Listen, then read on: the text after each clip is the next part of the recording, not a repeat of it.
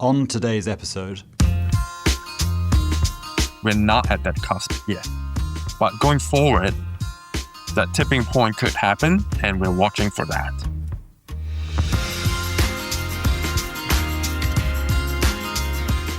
welcome to the Active Share podcast that explores less obvious investing insights in a world that's always changing. I'm your host, Hugo Koay.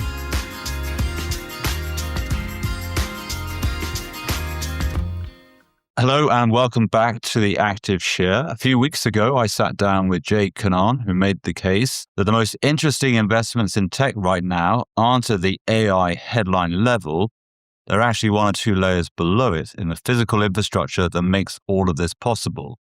If you haven't listened to that episode, I would recommend going back to it because today we're going deeper. Joining me today is Siuchoon Koay, a research analyst on our team who covers large cap global semiconductors. Siuchoon came up through the engineering side. He has a degree in electrical engineering and a degree in computer science and economics from MIT. So that's 2 degrees, which means he's one of those rare people who can read the physics of a chip and the economics of a supply chain at the same time. They gave us the map. Siuchoon is going to take us inside it. Siuchoon, welcome to the show. Hey, thanks, Hugo. Delighted to be here. Excellent. Right. Let's get going and talk about roughly about the most interesting thing in the world right now, which is there's huge demand for chips and the supply side, the manufacturers of chips can't make enough of them. So I'm going to ask you this question, which is really about bottlenecks. Why can't the makers of chips make enough to meet demand? Yeah, I think simplistically, it's just how sudden all of it happened in terms of timeline. I think AI started since 23, but really I think demand took off quite recently in 25, and that's where the addition of supply has been a lot slower with the chip makers, especially the foundries like TSMC, especially after inferencing started. So I think that's where there is a mismatch out there between supply and demand, just that it suddenly took off and there's just not enough time to pull together supply. And it's not just actually with foundries, but also with memory, with substrates, with a lot of the other components that go into the server rack. So I think that's gradually being resolved as we speak, but it's still not quick enough for that demand profile. You've been doing this a long time, so you've seen a lot before. Have you seen anything like this where things are so tight in the supply chain? I've never. So I think in the past, it was more a consumer adoption cycle with internet and smartphones. And this time around, I think it's just the consumer is not the direct driver of that demand profile. I think it's more AI frontier models and the cloud. So I think those 2 pieces can run a lot faster than consumer adoption. The simplistic answer to your question is no, we haven't seen this sort of demand profile before. If my chronology, my history timeline is off here, but October of 2022, ChatGPT 2 becomes the catalyst, the Cambrian explosion, the moment when the use case, I think, for GPUs to be useful in AI, that AI in its current form arrives. Is that the moment where this all goes nuts in terms of demand and then stresses the supply chain? Yeah, I think so. I think we've never seen sort of tipping point appear before in other applications, right? So I think it was more gradual. And this time around, to your point, that explosion, that tipping point did suddenly get turned on, right? From an off to an on switch with Gen AI. So I think that's where demand just took off, primarily in AI chatbots. And now we're seeing coding as the other major example of usage. But I think going forward, that continues. We will see, I think, more of graphics, right? Just AI generating photos and potentially AI generating videos as well. So I think that's where it gets a lot more interesting beyond text in the first phase. And if you could maybe sequence for me the phases we've had when it comes to where the bottlenecks have really been. Am I right in saying the first bottleneck was GPUs and demand for them was off the charts? And that led to Nvidia several times, quarter upon quarter, of having very, very strong financial results, very strong earnings that were well ahead of expectations because their pricing power was so strong, because demand was so strong. Where are we now? Where have we moved on to? So if it started with the GPUs, the graphic processor units, where are the real super tight bottlenecks now? Yeah, maybe starting with GPUs. I think that started the AI revolution with training, right? So I think that was the first phase of takeoff, I think with training and GPUs. So as that extended itself into the second and the third year, we started to see more inferencing emerge. And inferencing is where usage comes from, right? So driving more sort of consumer and enterprise usage. So inferencing, I think it's several magnitudes bigger than training because that is where it's really deployed out into the market.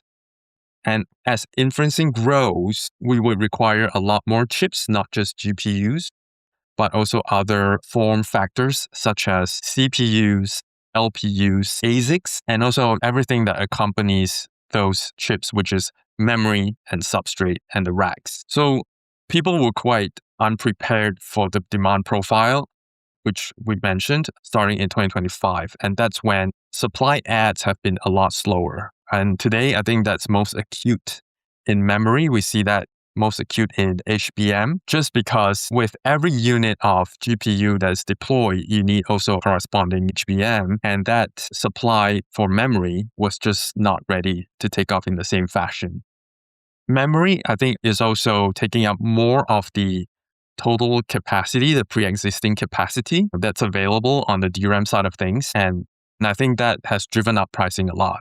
So we've seen like commodity DRAM double, if not triple in pricing in 2026 first half. And that in turn has looped back to drive even higher prices in HBM itself, right? So the shortage has kind of had a boomerang effect, right? So that bottleneck is getting resolved, but just not quite fast enough. So we could spend time on each of the different parts of the supply chain. You talked there about memory, and there are lots of individual bits with high specialization from companies that dominate those niches. But I think maybe more interesting is just to go up a level and say, okay, how do you solve these bottlenecks? You said memory is very tight. You mentioned high bandwidth memory, HBM. So how do these things get solved? Certainly when I started my career, your industry, semiconductors, was always seen as not a great industry, very cyclical. And the cyclicality of demand was amplified by when companies added capacity and they usually got it wrong. And so you had falling demand with growing supply, which meant prices collapsed, profitability collapsed. And this wasn't really a great place to invest versus other sectors. That's changed. The biggest thing in the equity markets for the last 12 months has been the performance of the semiconductor industry, the chip makers. So how do these supply bottlenecks get resolved? And if I could help you with your answer framing is it the companies do it themselves, which is they just start buying more equipment so they can make more? Or is it that there's innovation and you start seeing substitute products or alternative products that are created to get around these bottlenecks? So I want to ask you after this a bit more about sort of company strategy, but if we accept we've got very, very tight supply, how does it resolve? Remembering, of course, that maybe it doesn't. Demand just keeps getting stronger and stronger and stronger. Supply still can't keep up, but we can get onto that in a minute. But how do the companies resolve this? Or does technology innovation do it for them? I think that's a great question. So I think if you look back 6 months ago, some companies were not convinced about AI, right? So they were dragging and delaying whether or not to add. So I think that was one part of that bottleneck equation, which is that companies were not convinced. So they were asking the question, are we in a cycle? Are we in the late stage of the cycle? Should we be adding that much in capacity? Because it would create a glut down the road. So as the demand strength continued in the past 6 months, up until the present moment, I think companies, foundries, and memory vendors became more convinced that it will last longer. The strength would last longer. And of course, by the time they realized that it was a bit too late and we're just in a very tight situation as a result. But to your second question, how does the industry resolve itself? I think everyone wants to bring costs down today, right? Not just with memory, but also with other parts, including the chip, including just in terms of like the equipment required to make these things happen. So everyone's looking for new design methods and solutions to bring costs down. And as a result, we may see a proliferation of form factors, not just around the really expensive, but also maybe the second tier, cheaper things, cheaper kit. So ASICs would be one of them. So I think we see that, you don't need to always use GPUs. For some workflows, you can be resorting to ASICs. And for others, you can use CPU, which is a lot cheaper than a GPU. And the same thing applies for memory as well. Not always HBM, but sometimes you go down either DRAM or SOCAMM or something of that nature to bring the cost down eventually for the entire hardware stack. So I think this is how the industry today is trying to get at that same problem, which is that supply is extremely short. It's very expensive and it's not going to make economic sense if we use the most expensive kit to do everything. But that can only do so much. Profitability, you look at margins or absolute amount of dollars of profit, it's never been this good in most parts of the supply chain. So surely, yes, they will try and do the same thing cheaper, they'll innovate themselves, but aren't they just going to have to spend a lot more on CapEx? They're going to have to buy wherever they can more production capacity to make more stuff. And is that then the beginning of the end? So I think the demand profile doesn't seem to be slowing at this moment. When we look at token demand specifically, it's essentially growing at, call it 8 times to 10x every year, right? So I think that demand profile is very, very, very strong. Now, I think as we go along, no one's able to spend 8 to 10 times more CapEx every single year just to fulfill that. So there needs to be innovation, right? At the hardware level, at the software level, the algorithms to bring some of these prices down. So every iteration we see today in, for instance, Nvidia's kit, hardware is trying to solve for lower cost of compute to bring token costs down. And that's one way to get at the problem that we can have more tokens at a cheaper price. Ultimately, it's to make it cheaper so that we can have more adoption and we could see proliferation. So you're not too worried that ultimately the cure for high prices, which is a problem for those who are buying the chips, they're getting more expensive. You're not too worried that the cure for high prices is a lot of CapEx to increase supply, which means that this is going to be like every chip cycle. In the end, the makers just expand capacity too much. You don't think that's an imminent threat or risk? No, I think what ultimately breaks is I think the risk is less from the demand side. I think everyone wants just infinite amounts of token. I think that's very clear that the AI use case is relevant and will continue to be relevant. I think what breaks is potentially who's paying for this. I think it's more from that angle, meaning the supply of financing, the supply of chips, the cost of the chips. I think that's where the break ultimately happens for this cycle, right? If we may call it one. And today, I think a lot of it so far has been coming from private financing. Some of it has been circular, as we've seen last year in 2025. IPO helped a bit in releasing this valve, in requiring like continuous Nvidia funding from customers. I think ultimately, as these go IPO, these frontier models, the market will be the one that supports the entire AI financing side of things. But ultimately, longer term, we still need to answer the question whether what are margins going to look like for frontier models and what is the disruption TAM, the total addressable market that AI can disrupt. So I think these two questions would dictate how much valuation would be ascribed to the frontier models and ultimately whether these could continue funding that chip supply, right? Because these companies so far have been relying on private financing, but they're going on to IPO. Yes. And so that gets us to some ways, I think the monetization. You buy a lot of chips, can you make money out of them? And that certainly seems to be a bigger question mark when you look at consumer than when you look at enterprise. When you think about how demand might evolve from agentic AI, lots of mini AI agents doing lots of work for people, whether that is for companies, whether it's for individuals, whether it's for governments or whoever. What does that mean in terms of the type of chips that are needed? That if everyone has the average person has 5, 6, 7 different agents doing things for them, organizing their lives, doing projects, doing presentations, and whatever their job involves. What sort of chips are needed for that world? Because that world feels not just imminent, it feels here. But of course, here today may seem very, very basic compared to where it'll be in 3 years or 5 years' time. What does that mean for the type of demand that you see coming? Yeah, I think it'll be a lot more diverse than in day one. So I think for agentic AI, we anticipate that there will be a mix of GPUs, ASICs, and then, of course, a bit of LPU and also a bit of CPU. So I think it'll be a very mixed and diverse picture in terms of the chip demand. I don't think that it will be as sort of pure as in day one, which is a lot of it was training, and that relied primarily on GPUs. So I think the picture gets a bit more competitive for the players who are involved in that everyone's trying to outdo each other. So CPU vendors are trying to obviously innovate to also sell GPUs.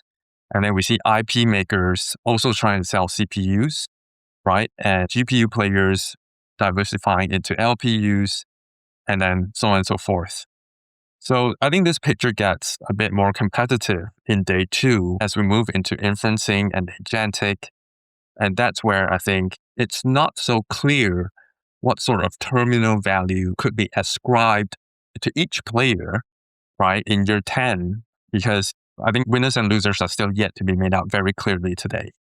But there are some things, I guess, that have to happen. At the moment in the world, there's only really one foundry or factory for making chips. There's a dominant one, its own, like Taiwan semiconductor companies, TSMC. So there are still, you just outlined all different types of chips. ASICs are custom chips, GPUs, we talked about CPUs, are different types of chips.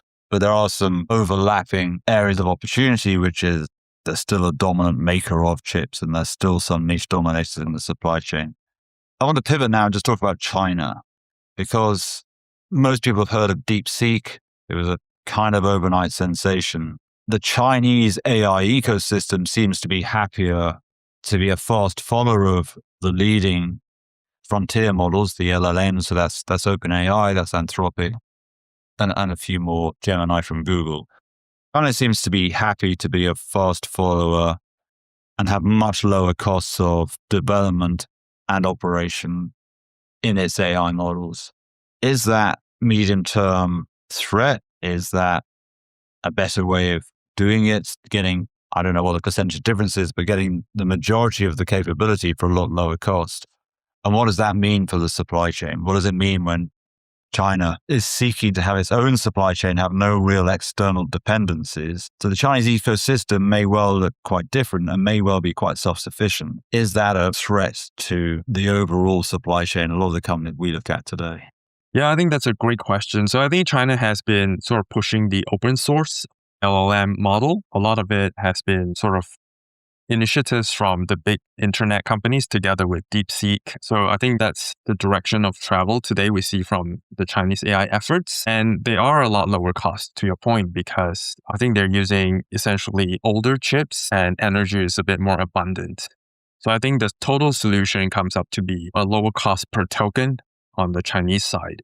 So I think longer term, I believe that in critical applications in the US, in Europe, I think a lot of that will still rely a lot on frontier models that are coming out from the West.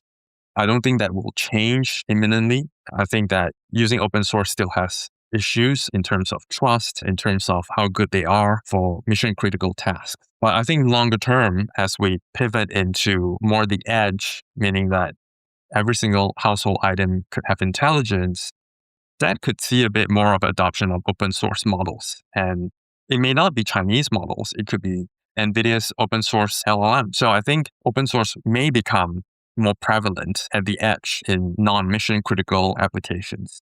So I think that model could challenge the pre-existing narrative, which is that frontier can make very rich margins all the time because essentially open source would present a margin challenge to frontier models. I think longer term, outside of the West, emerging markets could see a higher adoption of potentially Chinese models, and that could pivot demand away from the names that we kind of traffic in today, which is the Western the Japanese, Korean, Taiwanese AI semiconductor names, maybe it would favor more potentially the Chinese hardware ecosystem long term.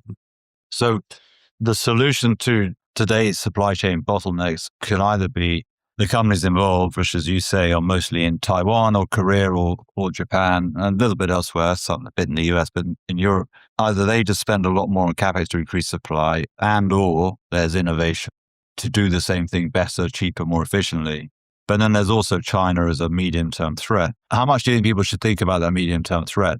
If you look at a lot of industrial end markets, China through scale and through innovation has become really, really good and has brought prices down, created capacity, and in many ways dominates the profit pool, which is probably smaller because China's operating at lower costs. Is that the end game, do you think, for a lot of the semiconductor supply chain that's outside of China currently, that actually China will end up dominant at scale, lowest cost producer? Wow, that's a really difficult one. So I think if the Western frontier models cannot defend margins in the face of open source models, it will become very untenable, I think, because who's paying for it? That question cannot be answered. So I think longer term for hardware investors, you're right to say commoditization is the biggest fear because things do get cheaper and cheaper to produce at the margin over a decade or two, as we've seen, and that would erode essentially a competitive advantage that players hold today. So ultimately, I think the question boils down to whether or not frontier models can hold the attention of its user base today in the West and be able to defend margins. Because if that model falters and if that open source becomes a lot more prevalent, then that competitive defense line could shift a bit further into China's favor. So when you're thinking through the risks to demand, which could upset the very favorable demand supply balance for the supply chain, the big thing that you're looking at is really the revenue generating opportunity for these frontier models, the best LLMs. So let's call that OpenAI, which is ChatGPT. There's Anthropic, which is very more business focused and then consumer focused. Obviously, there's Gemini, obviously a few more. To justify using the best chips to have the best models, you've got to have revenue generation. Have I summarized rightly where you are? As in, that's the biggest proof point here, because if the revenue generation is there, then everything else falls into place. The hyperscalers, the Googles, the Microsofts, who are spending a lot on building out cloud, that's fine because their customers can pay for those cloud services and therefore their CapEx makes sense. So is that where you see the sort of central risk to the whole edifice, which is the monetization ability of the frontier LLMs? Yeah, I do. I think it's an important element for the AI stack economics to work out, which is for frontier models to maintain that margins or at least have an improving margin profile beyond what they have today and not see a declining margin profile from here. Because if they can't defend economics, I think even with volume growth, it will become very challenging down the road because their valuations would come down. And in turn, I think every incremental dollar or at least cash flow that flows through will become more constrained. I think Nvidia is trying to hedge against this by offering its own LLM as an alternative to these really expensive frontier models and also to Chinese open source models. So it sees this potential problem that people don't want to necessarily use Chinese open source. So it's offering this alternative, which is a US-based open source model. So ultimately, we need to see margins being defended at the frontier level. If not, I think investors will potentially question what will terminal value look like. Okay, more questions in a minute, quantum computing. But just before that, let's do sort of corporate strategy. So if you're a big purchaser of chips, or indeed if you're a maker of chips or you own the IP to develop chips, and you're faced with these rising supply chain costs, you mentioned earlier that there have been some concerns around kind of circularity, sort of vendor financing, which means someone like Nvidia investing into either its customers or potentially into suppliers. Is that something that, when you think about the strategic choices available to companies today, that they could consider doing that if you're an Nvidia, for example, you could become tighter in your relationship with your suppliers by potentially investing into them or JVing around R&D. That's a sort of case for vertical integration. Is that because this cycle is such a super cycle, such a long cycle? Is that something that you think can happen? Really still sort of thinking through how does what's happening, which is kind of amazing, unravel? How does it change? What is it? What are the strategic implications? And if I could just add on to a question, it's already too long, but there is a prisoner's dilemma sort of here happening, which is if you're a supplier where demand is exceeding what you can supply, your choices are increase your own capex so you can increase your own supply capacity, or stay disciplined, or someone else do it for you. So it's super interesting in that what's sitting in CEOs like Jensen and Nvidia, his strategic choices to think about his customers and his suppliers. But then the strategic choices of, say, a TSMC, the world's biggest maker of chips. How disciplined do they stay on capacity versus the risk of demand being too much for them and overflowing to some others that creates profits for the others and therefore gives them the cash flow to reinvest? So there are some quite tricky decisions going on in this super cycle. Is that fair? Yeah, absolutely. I think investors have asked that question, whether TSMC has missed the boat by not adding capex soon enough. And I think a lot of investors would agree to that, which is why I think Intel, Samsung have been rallying, because they are seeing new customers getting signed on, and those new customers will improve utilizations, in turn, potentially creating a virtuous cycle for these second and third players in foundry. So I think that by delaying capex adds, it does create a bit of a problem for the incumbent because of that supply bottleneck, favoring the number 2 and number 3 player as a result. To that earlier question, whether Nvidia ought to be investing in its supply chain, I think the answer is yes, because it is very tight today. And by offering a financing option to capex adds for suppliers, Nvidia can essentially resolve some of these bottlenecks. And that would give it potential competitive time to market, will potentially give it an edge relative to competition. So I think, yes, in a nutshell, Nvidia's strategy is correct in that it ought to be extending more supplier financing, and that for incumbent players, they also need to be more aggressive in terms of their capex adds to maintain that competitive position. Okay. Final question on the risks. Our starting assertion was we are in a super cycle, the likes of which you, with many years of experience, you've been doing this for more than 20 years, haven't seen before. What's happening now is big in capital lessons. However, of course, we have to then spend time. The risks which we've done, but quantum computing has to be a big risk here. Rather than kind of ask the question like, when's quantum computing arriving? What are you looking at to make you increase the probability of quantum computing as a risk? Like, what are the signposts? What is it you need to hear? And correct my assertion, in case I'm wrong, quantum computing is a big deal, that it kind of changes how the digital infrastructure will work. It changes the nature of compute power and how it works. So what are you looking for? What's your understanding? And B, am I right to be worried about this?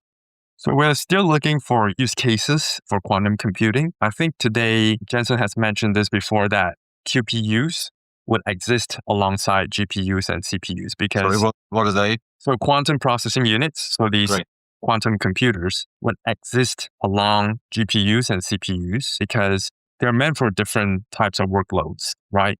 What a quantum computer can do is not quite universally applicable to what a parallel computing and a serial computing in the case of GPU and CPU would do. So I think there's still a bit of differentiation between use cases, at least from a quantum computing perspective. So from that angle, the threat on GPU and CPU is maybe not so imminent, but I think that continues to be an evolving landscape in that algos are improving for quantum computers and the use cases are broadening for quantum computers, right? Today, it's still very narrow, I would say, the type of problems that are being solved by quantum computers.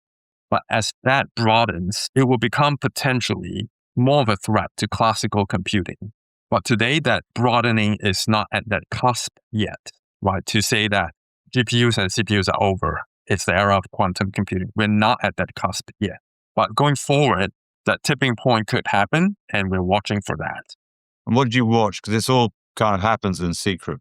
Well, I think there are some smaller companies that are already public today. So they do have sales and they do talk about who their customers are, right? And they do talk about what they're buying these systems for. So we're tracking that narrative to see whether it encroaches upon classical computing, that these quantum systems are doing exactly the same task that classical computers can do. So far, it has not come to the point where it's completely replaceable, but people conjecture that it could happen in the next 5 years, and that continues to be a work in progress in terms of what a quantum computing can do. So we are watching that space. As I said several times, you've been doing this a long time. You have high levels of expertise. This must be the most exciting time ever to be a semiconductor analyst. I think it's super exciting. I think you're in a great position to cover the picks and shovels, the enablers of this step change in capability of compute power. And this is, who knows what the next 3 years, 5 years, 1 year looks like, but it's super exciting and exhilarating. So Siuchoon, thank you for coming on the show. Thank you for sharing some of your expertise.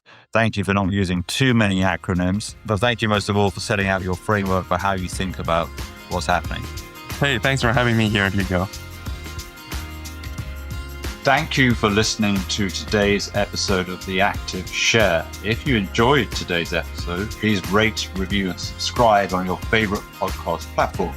For more content from William Blair Investment Management, visit us at im.williamblair.com.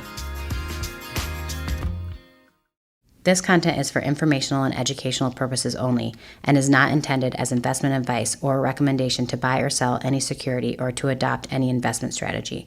Investment advice and recommendations can be provided only after careful consideration of investors' objectives, guidelines, and restrictions.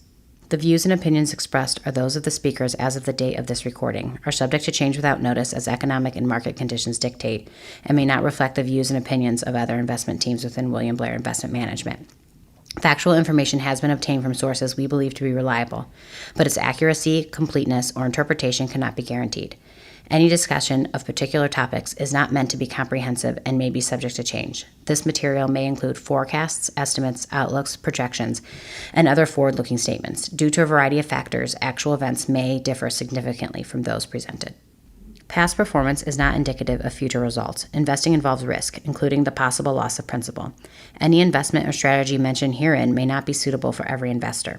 References to specific companies are for illustrative purposes only and should not be construed as investment advice or a recommendation to buy or sell any security. William Blair Investment Management may or may not own any securities of the companies referenced. It should not be assumed that any investment in the companies referenced was or will be profitable. This podcast was edited by Resonate Recordings.